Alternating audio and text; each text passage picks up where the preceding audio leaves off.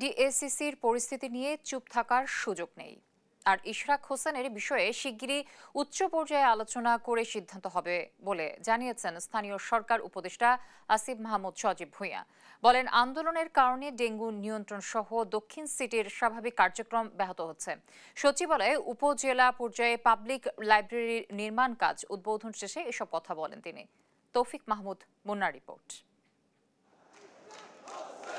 BNP নেতা ইশরাক হোসেনকে ডিএসসিসির mayor হিসেবে শপথ ও দায়িত্ব হস্তান্তরের দাবিতে গেল 14 মে ঢাকাবাসীর ব্যানারে নগর ভবনের সামনে অবস্থান কর্মসূচি পালন করে তার সমর্থকেরা। ঈদে বিরতির পর আবারও আন্দোলনে নামে তারা। এতে বন্ধ হয়ে যায় নগর ভবন থেকে নাগরিক সেবা কার্যক্রম। বৃহস্পতিবার দুপুরে সচিবালয়ে উপজেলা পরিষদের মাধ্যমে পাবলিক লাইব্রেরির নির্মাণ কাজ উদ্বোধন অনুষ্ঠানে অংশ নেন স্থানীয় সরকার উপদেষ্টা আসিফ মাহমুদ সজীব ভূঁইয়া।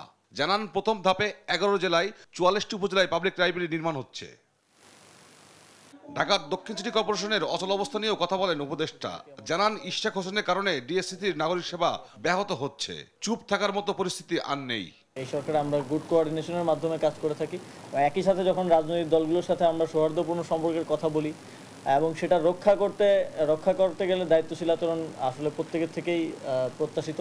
আমরা আমাদের পার্টটা দায়িত্বটা পালন করার চেষ্টা করছি, দায়িত্বশীল আচরণ করার চেষ্টা করছি। তবে এ বিষয়ে যেভাবে নাগরিক সেবা আসলে ডেডলকের দিকে যাচ্ছে, এ বিষয়ে আর আসলে চুপ থাকার মতো পরিবেশ পরিস্থিতি নেই এবং সরকারের উচ্চ পর্যায়ে এটা নিয়ে কনসার্ন আছে।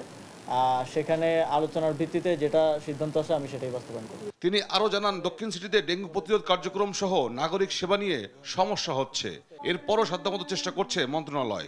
এক্ষেত্রে দক্ষিণ সিটি কর্পোরেশনে আমাদের কিছু চ্যালেঞ্জ আছে। আপনারা জানেন যে সেখানে স্বাভাবিক কার্যক্রম স্বভাবতই ব্যাহত হচ্ছে। তবে আমরা চেষ্টা করছি যতটা সম্ভব বাইরে থেকে হলেও যতটা সম্ভব নাগরিক সেবা কন্টিনিউ রাখা এবং সেটা কাভার করা।